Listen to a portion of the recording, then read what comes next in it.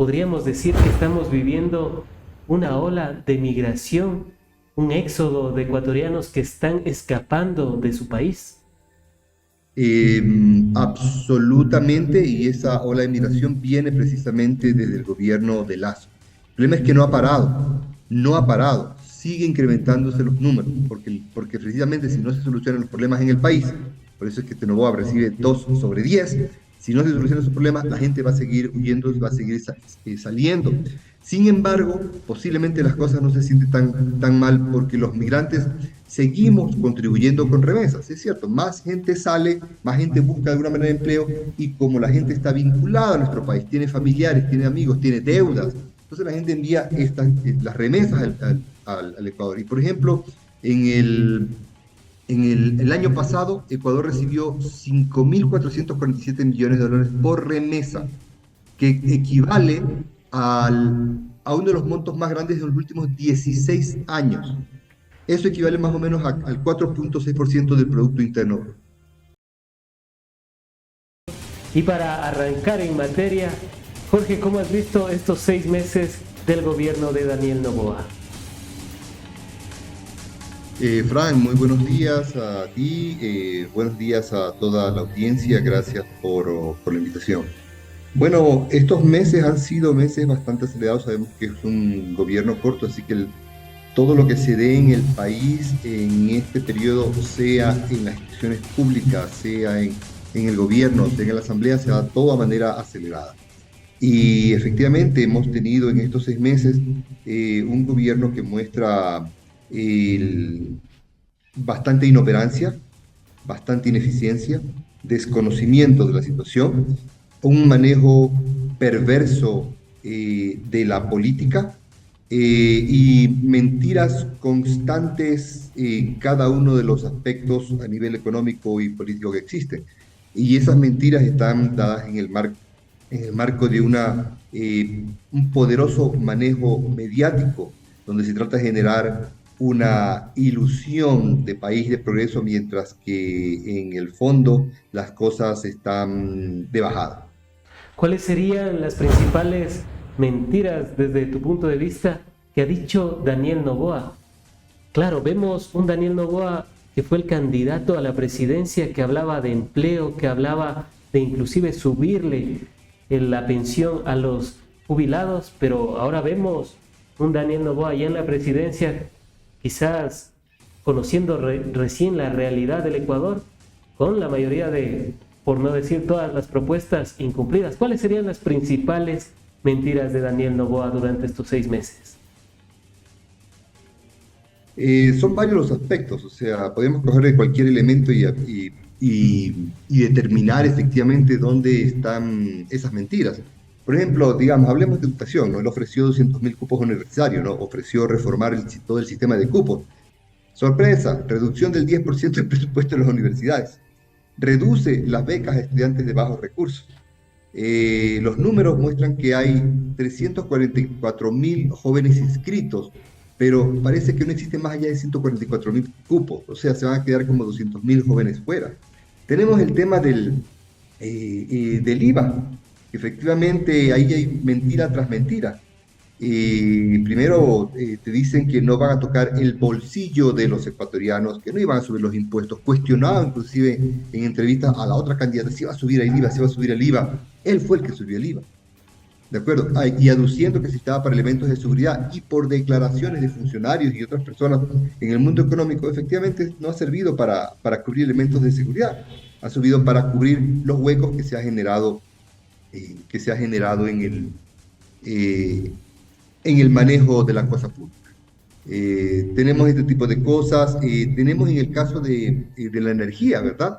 Cuando comienzan los apagones había que encontrar un culpable y ese culpable fue incluso personas supuestamente de su propio gobierno, personas relacionadas, ¿cómo se llama?, a uno de los partidos opositores a nuestro partido, y se inventó el tema del sabotaje, que por supuesto ha sido desmentido ampliamente por ciertos medios, porque es imposible que se haya desaparecido el agua de las represas, ¿no? Ahora que están anunciando que una una de las represas tiene sedimento. Ojalá que no comiencen a decir que algún partido político comenzó a poner sedimentos en esa represa, ¿no? Entonces tenemos todo ese tipo de temas que efectivamente hablan de una política vieja de hacer las cosas, lo que nos lleva a otra de las mentiras. Se En prometió hacer una torno, política nueva y lo que tenemos es una política vieja de mentir, engañar y el uso de medios para tener la gente a su favor. en torno al trabajo, ¿cómo ves las cifras, Jorge? Porque en su gira en Europa, que no sabemos qué resultados de Daniel Noboa, el presidente Daniel Noboa ha manifestado que hay 102,000 nuevos empleos en el Ecuador. ¿Cómo interpretar estas cifras de Daniel Noboa? Mira, no se sabe de qué parte obscura del gobierno o de su cerebro salen las cifras, pero esas cifras no cuadran con las cifras oficiales del INEC, las cifras que efectivamente hablan del empleo. El desempleo en Ecuador está en el 4,1% y eso es menor, hablamos del primer trimestre del 2024, y eso es menor a los resultados del año anterior. Entonces, las cifras no cuadran por ningún sitio. Las cifras efectivamente, ¿cómo se llama? Desdicen de todo lo que dice Noboa. Entonces, cada tema que uno toca habla de una mentira, de un manejo mediático y habla de que, como siempre él dice, estamos mejor, hablan de que efectivamente estamos peor. Efectivamente, cuando uno mira las cifras oficiales de las instituciones serias que tiene el país, mira que, por ejemplo, cerca de 100,000 ecuatorianos han sido desvinculados o ya no tienen la afiliación social desde que Noboa asumió la presidencia. Entonces uno se pregunta de dónde saca esas cifras, 102,000, y recordamos las palabras del inicio, ¿no? Primero fueron 25,000, luego fueron 50,000 nuevos empleos, luego fueron 65,000. Luego la ministra del ramo, Ivonne Núñez, dijo que eran 165,000 empleos los que se habían generado hasta hace pocos meses. Ahora Daniel Noboa dice que son 102,000. Sin embargo, las cifras, presidente, no le cuadran.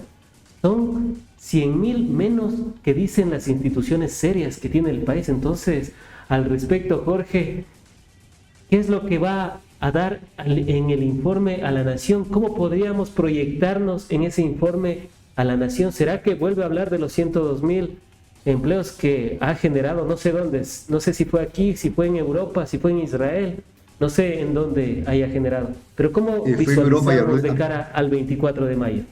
Fue en Europa, habló de 105,000 empleos y también en esa gira por Europa lanzó otra de las mentiras, diciendo que Verónica Abad, su vicepresidente, había sido correísta. Por supuesto, absolutamente falso, parece que Claro, esa es una de las preguntas que también teníamos. ¿Verónica Abad es correísta, Jorge? por ningún lado, por ningún sitio, ella siempre ha sido una persona de extrema derecha. En sus redes efectivamente mantenía todas sus posturas, línea libertaria, así que en el momento que Noboa la eligió como vicepresidenta, era clara cuál era la posición y sincronizaba muy bien. En algún momento, simplemente por asuntos ya internos, personales, se distanciaron, pero ya estaba claro quién era Verónica Abad, qué tipo de actitudes tenía y todo, pero ese es el tipo de funcionarios que Noboa elige para estar con él. Tal es así que uno de los funcionarios, ¿cómo se llama?, relacionados a la energía, fue acusada de sabotaje, ¿no?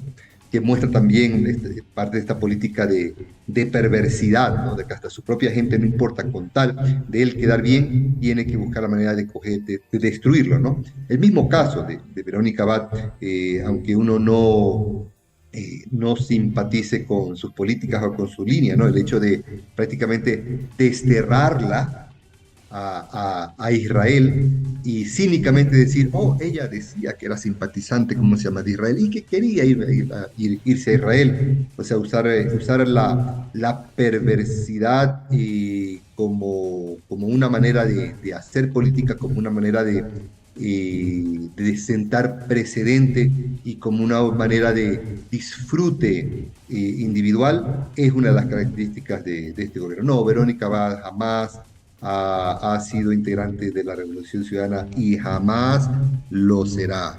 Verónica Abad simplemente es un ejemplo de la mala elección, de las malas elecciones del presidente Noboa, y es un ejemplo de perversidad de este gobierno de Noboa. Jorge, uno de los temas más álgidos también ha sido el tema de la energía eléctrica. Ya nos has dado un breve preámbulo hace un momento. Pero Jorge, ¿cómo pasamos en el año 2017 el Ecuador? ¿Cómo pasó el Ecuador en el año 2017 de vender energía eléctrica al año 2024 a prácticamente mendigar energía eléctrica?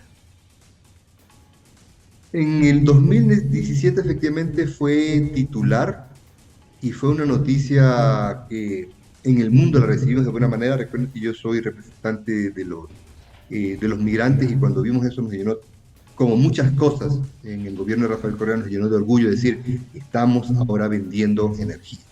Hemos llegado a tener cierto tipo de soberanía energética, que fue una lucha por muchísimos años, en un país en el que lo que más tenemos son recursos naturales para producir energía. Lo que había que hacer es generar un programa para hacer ese cambio energético, ese cambio de la matriz energética que efectivamente funciona. Pero todo programa no es simplemente de coger, implementarlo y se acabó. Hay que mantenerlo, hay que insistir. Existía un plan precisamente para ir construyendo obras secundarias y alternativas para fortalecer esto. Y efectivamente se vino abajo desde el gobierno de Moreno, pasando por el gobierno de Lazo, y con, y con Justamente con las... Daniel Noboa, ¿podía haber hecho algo? O sea, sabemos que la crisis de energía eléctrica viene desde los gobiernos pasados, pero Daniel Noboa hizo algo en estos 6 meses para superar la crisis de energía eléctrica. O no, absolutamente nada. Lo único que puedo es poner funcionarios sin experiencia y luego acusarlos de otro tipo de acciones. O sea, no se ha ejecutado el presupuesto total del Ministerio de Energía para cubrir con estos elementos. No se han hecho las contrataciones respectivas, no se han hecho los concursos respectivos o no se han concretado los concursos respectivos. Esto no es una cuestión de que llega el presidente y de repente descubre, oh, estamos con problemas energéticos, vamos a ver qué es lo que tenemos que hacer. Todo el mundo sabía qué es lo que se venía. Todo el mundo sabía cuál era el problema, ¿ya? Con la excepción de los malos estudios de Noboa que decía, oh, no tenemos un problema de generación, claro, porque supuestamente, gracias a la infraestructura, de Revolución Ciudadana, teníamos un nivel bastante aceptable de generación. Sin embargo, ese nivel había que mantenerlo tal como lo habían expresado por ya años anteriores expertos diciendo, señores, hay que mantener, vamos a entrar en crisis. Entonces Noboa, cuando viene, hace su anuncio diciendo, este es un problema simplemente de distribución. O sea, de por sí, él está mirando a otro lado, la gente con la que se rodeó, los expertos, no le dijeron exactamente lo que estaba pasando, a pesar de que la prensa y otro tipo de expertos, no sus expertos, le decían, señores, aquí va a haber un problema. Y se vino el problema, porque estaba mirando simplemente a otro lado. No supo identificar como presidente cuál era exactamente el problema. Si no identificas bien el problema, no sabes cuáles son las soluciones. Sin embargo, estoy seguro que apenas ingresó, sí le dijeron, sí, vamos a tener un problema aquí, y simplemente decidió no actuar. Antes de continuar con el siguiente tema, y es la precandidatura de los aspirantes de Carondelet, Jorge, si habría que calificarlo como se lo hacía en la escuela, en el high school, como... Dos en manejo de gobierno, pero en manejo mediático le pondría un 8 porque en eso sí son buenos, en engañar, en mentir, en el uso de los medios, a pesar de que en este momento ya algunos medios se le han dado la vuelta, pero en manejo mediático se da. Entonces, posiblemente existen percepciones de que sigue siendo para algunos, buen presidente, aunque eso tiene una caída estrepitosa en cuanto a la imagen de Daniel Noboa y de su gobierno, pero en términos de ejecución real, en términos de lo que vivimos nosotros, prácticamente es 2 sobre 10. Y aquí quisiera recordar algo porque, como les mencionaba, yo soy migrante, ¿no? Nosotros vimos los resultados precisamente de las malas políticas. y nosotros lo vivimos porque cada vez llegan más migrantes a Estados Unidos. Por ejemplo, solamente en el mes de abril, estamos hablando del mes pasado, no estoy hablando hace 3 meses, ahorita el mes pasado, 16.000 migrantes tuvieron encuentros con la patrulla fronteriza. 16.000 migrantes en un mes, ¿ya? Si hablamos de todo el 24, o sea, de enero hasta abril, son 51.000 encuentros con la patrulla fronteriza. Son 51.000 ecuatorianos que no están en Ecuador. Si consideramos el 2023, claro, ya parte del gobierno de Lazo, solamente como perspectiva, son 151.000 el año pasado, migrantes. Esos 151.000 equivalen a haber desterrado a toda la provincia de Zamora Chinchipe. Imagínense que de repente la provincia de Zamora Chinchipe se queda sin gente. También equivale a haber expulsado a todos los ciudadanos de Pastaza o haber desaparecido a la población de Napa. Si sumamos esos del 23 junto con el primer trimestre, imagínense que hubiéramos esfumado a toda la provincia del Carchi. Entonces decimos, ok, las cosas están mal, pero en algún momento la gente lo siente y en algún momento la gente busca cómo escapar de la situación y escapa. Y hemos desaparecido a toda la provincia del Carchi en un año, precisamente escapando de las malas políticas. Jorge, a propósito de aquello, ¿podríamos decir que estamos viviendo una segunda ola de migración, un éxodo de ecuatorianos que están escapando de su país? Absolutamente, y esa ola de migración viene precisamente desde el gobierno de Lazo. El problema es que no ha parado, sigue incrementándose los números, porque precisamente si no se solucionan los problemas en el país, por eso es que Noboa recibe 2 sobre 10, si no se solucionan esos problemas, la gente va a seguir huyendo, va a seguir saliendo. Sin embargo, posiblemente las cosas no se sienten tan mal porque los migrantes seguimos contribuyendo con remesas. Es cierto, más gente sale, más gente busca de alguna manera empleo y como la gente está vinculada a nuestro país, tiene familiares, tiene amigos, tiene deudas, entonces la gente envía las remesas al Ecuador. Y por ejemplo, en el año pasado, Ecuador recibió 5.447 millones de dólares por remesa, que equivale a uno de los montos más grandes de los últimos 16 años. Eso equivale más o menos al 4.6% del Producto Interno Bruto. La mayoría de las remesas vienen, 7 de cada 10 dólares vienen de Estados Unidos. A diferencia del año 2017, donde las remesas estaban poco más de 1.000 millones de dólares, lo cual quería decir lo bien que estábamos manejando el país, porque ya no estábamos migrando, sino que inclusive la gente estaba regresando. Cuando uno mira los indicadores de migración, ve que en el año 2014, por ejemplo, en vez de que hayan migrado 1.000 o 2.000, había un saldo menor, o sea, había un menos 4.000.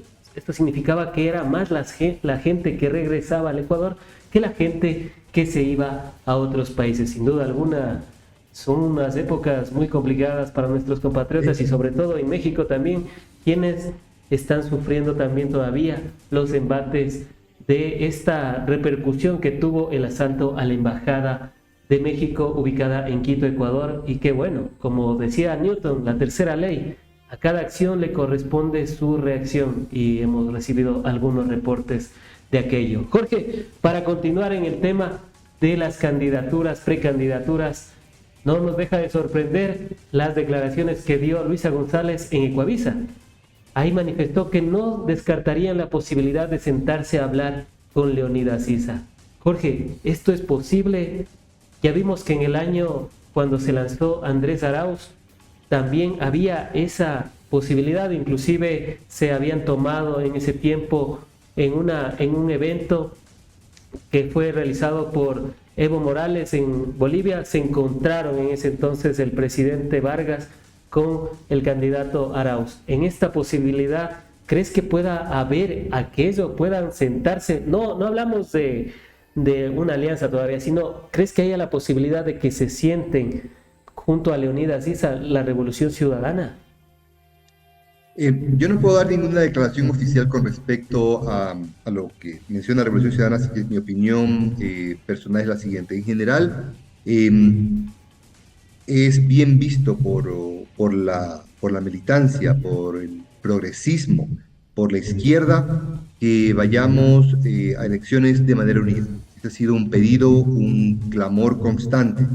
pero esa unidad depende de los diferentes actores. Efectivamente, las declaraciones de Luisa se suman a las declaraciones de Rafael Correa recientemente diciendo que ve coherencia precisamente en el líder de la CONAIE, que ve coherencia, que es posible que no haya coincidencias en muchas cosas, pero lo importante es tener coherencia en este sentido. No como este gobierno que te dice una cosa, luego otra cosa y cambia una cosa y a la otra. No como ciertos partidos que son un lujo de incoherencias y de mezclas. Entonces, esa coherencia es fundamental y va a ser vista. Entonces, se han abierto las puertas están ahí disponibles. Ya depende del CONAIE, de la CONAIE y de sus dirigentes de dar un paso adelante en este sentido. Por el bien del progresismo, por el bien del país, se tiene que dar esa unidad. ¿Y cómo ves también el tema de las alianzas? Luisa González habría manifestado en torno a la verdad. Mientras se manejen con la verdad, podrían conversar. ¿A qué verdad se hace referencia por parte de la Revolución Ciudadana, en este caso de su presidenta Luisa González?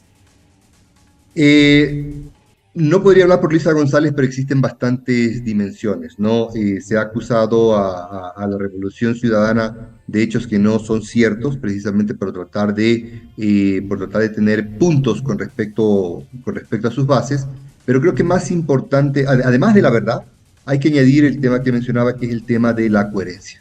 Entonces, la idea es llegar a cierto tipo de acuerdos programáticos en beneficio del país, sentar esos acuerdos, ser coherentes con esos acuerdos y continuar en ese trabajo, ¿no? Y no comenzar a buscar excusas diciendo, oh, no, tú no hiciste eso, lo que sea, siempre a nivel menor. Justamente, a veces las mentiras a nivel menor hacen mucho daño, erosionan cualquier tipo de acuerdo o proyecto político que se pueda alcanzar. Luisa González podría ser la precandidata a la presidencia, o a qué cuadros o a qué personas podrían estar colocando en la carrera presidencial al año 2025. Eso es una trampa. Yo no puedo dar declaraciones oficiales por la Revolución Ciudadana, soy un militante más, no vinculado al buró ni nada por el estilo. Luisa González por lo opinión personal, es una excelente candidata, pero tenemos también muchos cuadros buenos en la Revolución Ciudadana que, ojo, esa es la gran diferencia con otros partidos políticos que en el momento que se quedan sin un candidato o sin un nominado ya no saben a quién poner. Nosotros tenemos muchas opciones, pero además de eso también hay que conversar en términos de alianza con otros sectores, con otros grupos y con otras organizaciones. Pero sí tenemos excelentes cuadros en la Revolución Ciudadana y cualquier cuadro que salga adelante va a ser apoyado por nosotros. Para cerrar con el tema, la autocrítica ha sido algo que se les ha cuestionado durante todos estos años. ¿Qué autocrítica se les podría hacer o qué autocrítica desde Jorge Miranda se podría hacer al proyecto de la Revolución Ciudadana? Yo recuerdo perfectamente que inclusive cuando estábamos en proceso de persecución al interno tuvimos varios espacios de autocrítica, inclusive en asambleas, en convenciones que se realizaron. Se ha hecho diferentes análisis al respecto. Una de las críticas que se dio al interior movimiento es precisamente no haber generado o fortalecido la organización popular para que defienda sus propios intereses, no haber generado ese tipo de relaciones para que en el momento que exista un cambio y comiencen a revertirse los logros económicos y sociales que benefician a la mayoría de la gente, que sea el pueblo organizado que salga a defender esos logros, no los logros de la Revolución Ciudadana, sus propios logros, los proyectos que los beneficiaban. Entonces, esa es posiblemente una de las críticas que existe. Yo sé que en teoría eso suena bien, porque hay que reconocer que generar organización popular es bastante difícil. Yo no solamente estoy vinculado a la Revolución Ciudadana, sino que también he estado vinculado a organizaciones populares, y las dinámicas dentro de las organizaciones populares y sociales es bastante compleja, es bastante difícil. Pero eso no significa que debería ser dejado de lado. Hay que buscar mecanismos para fortalecerlo, para que sea el pueblo que pueda defender sus propios logros, sus instituciones y los beneficios que pueda alcanzar, y que pueda defender, por supuesto, su constitución. las virtudes y las fortalezas y también el papel del presidente Rafael Correa en torno a la Revolución Ciudadana. Las virtudes, bueno, las virtudes y fortalezas, más que verlas como individuos, tenemos que verlas en los resultados. En una década de de extraordinarios cambios, una década para emular por muchos países, una década que generó rechazo, odio visceral de otros sectores, una década que llevó justamente a que esos sectores que luego se tomaron el poder vengan a prácticamente a destruir lo que se construyó y que nos ha llevado a lo que estamos en este momento. Ahora bien, en torno a la figura del presidente Rafael Correa, ¿cómo beneficia al movimiento? Rafael Correa es el pilar fundamental de la Revolución Ciudadana. Rafael Correa es la persona, el símbolo de los cambios que se han logrado. Es una persona que siempre debe estar como eje central en el movimiento. Sé que existen algunas personas que son detractoras, pero hay que reconocer, sin Rafael Correa no hay Revolución Ciudadana. Rafael Correa es quien... sin cebolla. Sin cebolla, pero ojo, yo como el encebollado sin cebolla, pero no compartas esta información. Precisamente encebollado sin cebolla es Revolución Ciudadana sin Rafael Correa. En torno, ya para ir finalizando, en torno a cómo se está configurando la derecha, Jorge, ¿cómo ves a los posibles candidatos? Se ha manifestado que Diana Salazar podría haber sido, ella ya dijo que no quiere lanzarse, pero sabemos que en política todo es inestable. Podría ser que hoy dice que no y mañana dice que sí. ¿Cómo ves el papel de Diana Salazar en una posible candidatura para el año 2025? El papel de Diana Salazar es un papel político que lo ha ejecutado muy bien desde hace muchos años para destruir a la oposición de los gobiernos de derecha, en este caso en particular a la Revolución Ciudadana. Posiblemente las diferentes fuerzas de derecha, incluyendo fuerzas del exterior, fuerzas de gobiernos extranjeros, están posiblemente matizando cuál es la mejor movida para que la Revolución Ciudadana no tenga ningún tipo de cabida en el proceso. Como dices, todo puede cambiar y siempre se van a seguir monitoreando las encuestas, las posibilidades, los diferentes juegos, las diferentes argucias para ver cómo asegurar que la Revolución Ciudadana no quede. Aquí no se trata de parte de la derecha o de ciertas fuerzas, inclusive de gobiernos internacionales, no se trata de ver cómo mejoramos el país, sino que cómo impedimos que la fuerza política más poderosa del país pueda tomar el poder para luego comenzar a tener algo de dignidad y fuerza. No sabría decirte exactamente cómo están. A veces es interesante conversar sobre las diferentes opciones, pero que cada día cambia algo que te obliga a repensar todo, ¿no? Por ejemplo, Jan Topic ya no está supuestamente en la palestra, pero puede que de pronto hasta aparezca a último minuto. Lo de Diana Salazar no sabemos cómo está, puede que efectivamente tú dices, el de haber dicho, no, yo no estoy en este momento, yo no voy a ser candidata en este momento, sea una pieza para luego salir a último momento y decir, ahora sí voy a ser candidata porque el país me necesita. Todo está de ver qué acuerdos se han llegado con Daniel Noboa y con la embajada de cierto país poderoso en el mundo con respecto que no lo logro porque podría repercutirme. Sí, ni se imaginan cuál es. No, debe ser por Europa o Medio Oriente, quizás. Alguien tiene harto billete por ahí. Jorge, si no se lanza Diana Salazar, podría ser que vuelva a pasar algo similar a lo que ocurrió con la candidatura de Arauz, cuando le trajo inclusive a Barbosa, fiscal de Colombia, por un supuesto financiamiento del ELN, lo cual no tuvo ni pies ni cabeza, pero sabemos que la noticia fue lo que más vendió. O en el caso del magnicidio de Villavicencio, el cual la fiscal ya tenía el conocimiento en torno a que había una intencionalidad por grupos mafiosos del Ecuador de asesinarlo, y ella lo dijo, pero mucho después, cuando prácticamente una buena parte de la sociedad le echó la culpa a la Revolución Ciudadana sin una sola prueba, insisto. O sea, es que nosotros vivimos en esa posverdad de lanzar la piedra y luego esconder la mano y no hacerse responsable por lo que se dice. Jorge.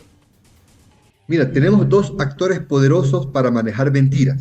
Tenemos a la Fiscalía y tenemos a Daniel Noboa. Y todo esto mediado por los medios de comunicación que sirven para precisamente propagar todo este tipo de mentiras. Definitivamente, o sea, va a salir algún audio, algún tipo de videograbación, algún tipo de denuncia de parte de la Fiscalía y inclusive de parte de otros espacios del Estado. Y ya vemos que Daniel Noboa no repara en absolutamente nada para mentir. Entonces, esas dos fuerzas trabajando de manera conjunta nos van a inundar de mentiras y falsedades y en algunos casos supuestamente semi-demostradas. Ahorita cualquier persona puede sacar un audio, una copia de un chat, se puede decir cualquier cosa, ya no importa si se valida, si hay peritaje o no hay peritaje, no importa si es parte de un proceso, ya sale cualquier cosa. Y lamentablemente tenemos mucha gente que cree esto. Sin embargo, por eso es importantísimo llegar a las elecciones en un proceso unitario. Con esa calificación que le has dado a Daniel Noboa de 2/10, ¿cómo crees que llegue a la carrera presidencial? ¿Será que tiene alguna posibilidad después de todo lo que se le ha demostrado, el tema de Olón, tráfico de influencias, que llegaron a la presidencia para tratar de beneficiar a su esposa Lavinia Balbonesi, o las mentiras que ha dicho sobre la creación de empleo, que insisto, inclusive hasta los medios tradicionales ya han sacado que cerca de 100,000 nuevos desvinculados a la seguridad social en estos últimos meses del gobierno de Daniel Noboa, entre un sinnúmero de cuestiones que ya están saliendo a la luz, que a mí, bueno, me sorprende por parte de los medios tradicionales, pero por fin están diciendo la verdad. Jorge. Ojo, no todos los medios están diciendo la verdad. Uno por ahí se ha desvinculado, uno que otro se está desvinculando, algo pasó, un mal arreglo, una mala situación, o de repente ya recibieron alguna instrucción interna de decir, bueno, sabes que ya es hora de que comencemos a decir algo de verdad para tratar de recuperar nuestra cara, pero usualmente no es así. Usualmente no es así, es que algo interno pasó y en algún momento nos vamos a enterar de qué sucedió, qué tipo de pugna interna se ha dado. Posiblemente no se dio afectaron alguna embajada, tal vez. a alguna embajada o afectaron a algún actor particular que tenía como esposa o novia a alguien vinculado a uno de los elementos de la mafia o algo por el estilo. Ya se va a detectar el tema. Perdón, la pregunta era sobre... ¿Cómo está su imagen de cara al año 2025? ¿Tiene alguna posibilidad? ¿Será que llega a la segunda vuelta? Porque, bueno, hemos visto cómo ha despuntado, ha bajado su popularidad de cerca del 70% que tuvo al inicio. Ahora hay algunas encuestadoras que ya le ponen por debajo del 40%. Ese desgaste es bastante decidor en tan corto tiempo, pero precisamente como había expectativas bastante altas y como ha sido un gobierno, es un gobierno corto, de bastante velocidad en el que tenía que demostrarse celeridad en resolver las cosas, y como al inicio tuvo acciones mediáticas bastante importantes, entonces, como la gente se cae de las expectativas, pones aquí arriba y cuando comienza a ver la realidad, de ahí es donde la gente viene y se estrella. Por esta razón se ha dado la caída en imagen que tiene. Ha demostrado por lo pronto que no tiene capacidad para buscar soluciones, así que se cree que esa aprobación que tiene va a continuar.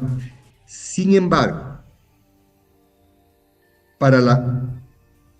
dependiendo del manejo mediático y dependiendo del odio que puedan generar contra el correísmo, contra la Revolución Ciudadana, puede que a estos candidatos de derecha, a pesar de tener una caída extraordinaria, el odio a través de mentiras los pueda mantener en una buena posición. En un país de gente racional, de gente que analiza, Daniel Noboa no tendría ningún chance. Pero en un país en que le han rellenado a la gente con mentiras, engaños y cuentos, convierta de Daniel Noboa, puede convertirlo inclusive, como se llama, en último momento, todavía en un gran contendiente. Pero Daniel Noboa, si tomamos una fotografía en este momento, no debería tener ningún chance para ser presidente. Pero estamos en un país donde las cosas se dan al revés. Jorge, para finalizar, ¿qué esperas del informe a la Nación de este 24 de mayo de Daniel Noboa? Lo mismo que lo que ha pasado en este gobierno, un pocotón de mentiras. Y este informe de la Nación va a ser bastante enriquecedor para los medios para agarrar frasecita, frasecita, frasecita y compararlo y desmentir. Verificar con los hechos, es decir, mintió, mintió, mintió, mintió. Este gobierno va a tener un récord de mentiras, porque por lo menos los otros gobiernos esperaban a tener una mentira cada 1, 2, 3, 4 meses. Cada semana es una. Debería ser el paraíso para los medios de comunicación. Para los medios de comunicación le encanta, mira, el presidente dijo esto, mintió. Todavía no todo el mundo está aprovechando esto de allí. ¿Ya? Debería ser un espacio para que la gente se indigne por mentira tras mentira, tras mentira. Todavía no llegamos a ese nivel. Esperemos que lleguemos a ese nivel, pero estemos atentos, agarremos cada frasecita que vaya diciendo y contrastémoslas con la verdad. Y nos vamos a dar cuenta que hay todo un oleaje de mentiras que nos van a venir en ese informe de la Nación. Han sido las apreciaciones de Jorge Miranda, asambleísta de la Revolución Ciudadana, a quien agradecemos por haber estado en el espacio, seguros de contar con tu participación en futuros análisis, diálogos y, por supuesto, debates de la coyuntura nacional. Gracias, Frank.